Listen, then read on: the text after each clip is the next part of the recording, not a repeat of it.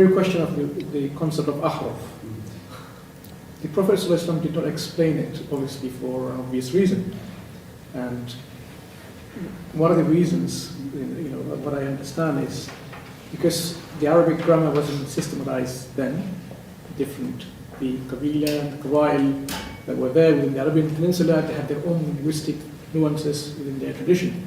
So every Qabila had their own linguistic nuance. So whether they prefer something to use in their expression, a singular word to express something, or a plural form of that word, it's particularly specific to that particular group of people. So in the absence of systematic presentation in books, forms that people know of, like, oh, this is ikhfa, and this is ilhar, and this is this grammar, and this is nasab, and this is rafa.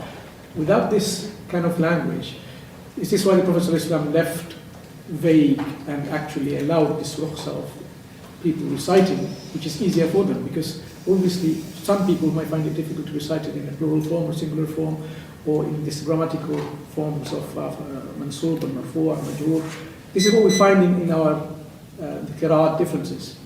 Is this what you think could be reasons why it was something to explain? Because it's quite obvious, it's not something that you can explain it then, but he just allowed the communities to recite it as it was easier for them? Well, the trouble is that we're so much later on historically that it's hard to know what it probably meant at that time.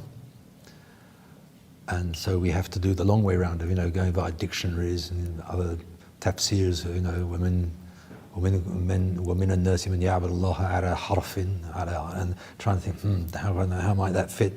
And so you do the best you can with the information that you've got and the evidence that you've got, but you still come up at the end with something that's rather difficult to understand. Unless you've got to come at some kind of sense of what it probably means, and then you say, yeah, well, that fits that meaning of the word, so let's just go with that for a while. If it means that, okay. So I'm skirting around again, but that's how I tend to look at it.